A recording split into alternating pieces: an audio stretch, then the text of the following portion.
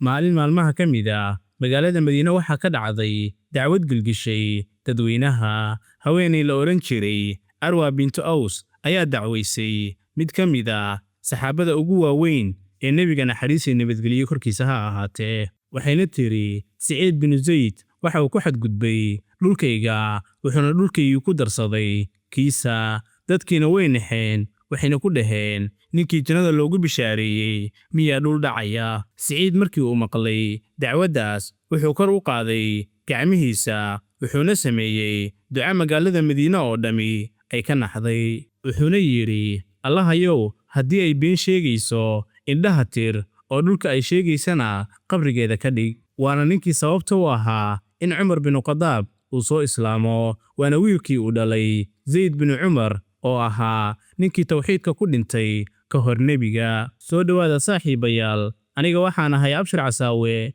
halkanna waa Casaawe Media. Maanta waxaan idinla wadaagi doonaa qisada Saciid bin Zayd. Inta aanan muuqaalka sii gudagelin, haddii aad nagu cusub tahay, nagu soo biir oo subscribe sar channelka. Haddii aad hore noogu xirnaydna, muuqaalka leegdhe oo na sii sheelgare. Si aan u fahanno Saciid, waa inaan fahanaa aabihiis Zayd bin Cumar. Aabihiis waxa uu ahaa nin diiday in sanamyada uu caabudo xilligii jaahiliyada. Wuxuuna dhihi jiray, Qurayshay, ariga Alla ayaa abuuray, cirkana biyo ayuu uga soo dejiyey, dhulkana caws ayuu uga soo saaray. Haddana waxaad ku gowracaysaan magaca cid aan Alla ahayn. Zayd waxa uu dhintay isagoo raadinaya diintii Nebi Ibraahim calayhi salaam, wax yar ka hor inta Nebiga naxariis iyo nabadgelyo korkiisa ahaatee uusan soo bixin. Saciidna waxa uu Nebiga ku yidhi, aabbahay dembi dhaaf ma u weydiin karaa? Nebiga naxariis iyo nabadgelyo korkiisa ahaatee waxa uu ku yidhi, haa,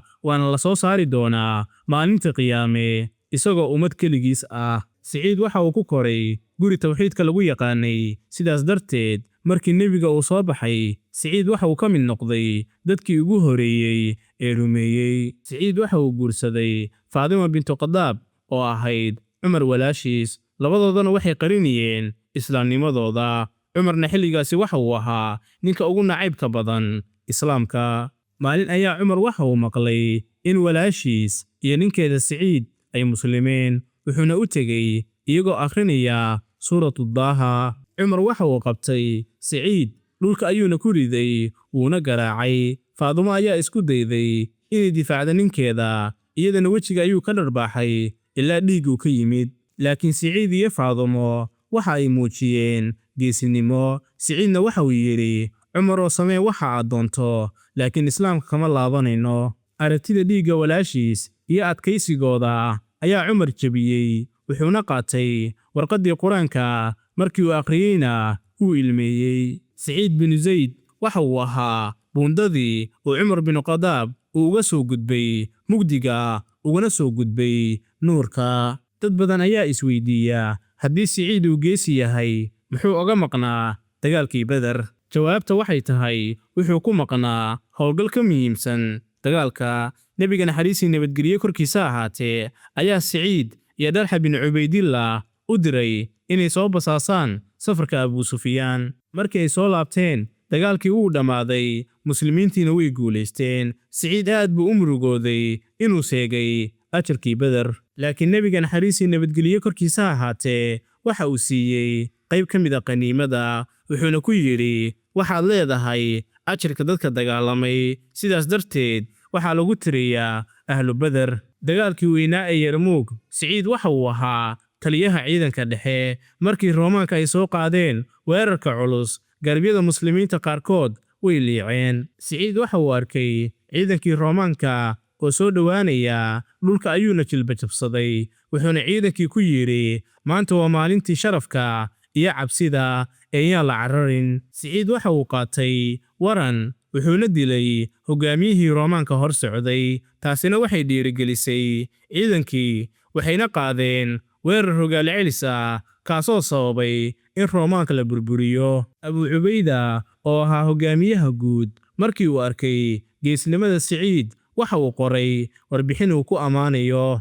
Dagaalkii kadib, Abu Cubayda waxa uu Saciid ka dhigay hogaamiyaha Dimashq, waana gudoomiyihii ugu horeeyey ee muslim ah. Laakiin Saciid waxa uu Abu Cubayda u qoray warqad, wuxuuna yidhi, ma doonayo in nafteyda aan u huro maamul halka saaxiibadayda ay jihaad ku jiraan. Wuxuuna yidhi, ii soo dir qof kaloo aan xilka ku wareejiyo, anigana safka hore ayaan aadayaa. Wuxuuna iska casilay xilkii si uu u noqdo askari caadi ah. Aynu u soo laabanno qisadii haweenayda. Arwa bintu Aws waxay ku candacootay in Siciid uu derbiga gurigiisa u soo durkiyey dhankeeda. Marwaan binu Xakam oo ahaa guddoomiyaha waxa uu ku yidhi, Siciidow maxaad ka leedahay? Siciidna waxau yidhi, sidee baan dhulkeeda u dhici karaa aniga oo maqlay nebiga naxariis iyo nabadgelyo korkiisa ahaatee oo leh, qofkii dhultaa ka leeg ku qaata dulmi waxaa maalinta qiyaamo luqunta loo gelin doonaa 7 dhul. Marwaan waxa uu ku yidhi, hadalkaagaas kadib wax caddayn ah kuma weydiin doono.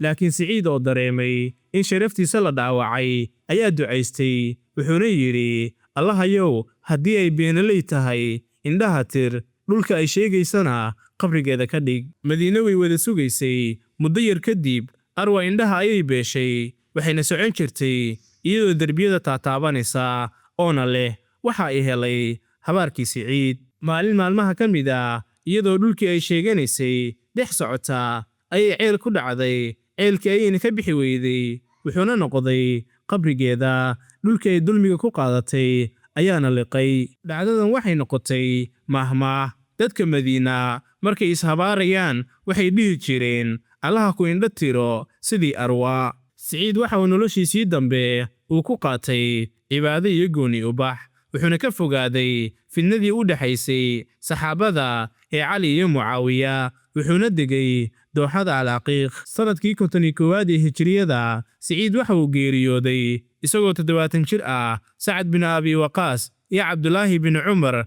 ayaana meydkiisa dhaqay, qabrigiisana geliyey. Waxa uu ahaa nin aan buuqa jeclayn, laakiin marka uu gacmaha kor u qaado, samada ayaa laga maqli jiray. Waana Siciid bin Zayd, ninkii jannada ku lahaa guri ka hor inta uusan dhiman. Qisada Siciid waxay digniin u tahay qof kasta oo dadka dulmiya. Ducada qofka la dulmiyey xijaab uma dhaxeeyo isaga iyo Alle. Iska jir in dadka saalixiinta ah aad dhibto. Allah u naxariisto Siciid bin Zayd.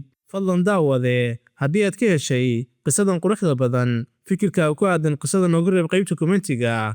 Haddii aad tahay saaxiib nagu cusubna, nagu soo biir oo subscribe sar channelka. Haddii aad hore noogu xirnaydna, muuqaalka leegdhe oo na sii share garee si ay u gaaraan saaxiibo badan oo adigoo kala ah oo qisooyinka jecel. Sidoo kale, haddii aad jeceshahay qisooyinka nebiyada, waxaan kuu diyaariyey dhammaan qisooyinka 25 nebi ee Quraanka lagu sheegay, waxaadna ka heli doontaa channelka. Sidoo kale waxay kugu diyaarsan yihiin playlist gaar ah, halkaas ayaadna ka daawan kartaa.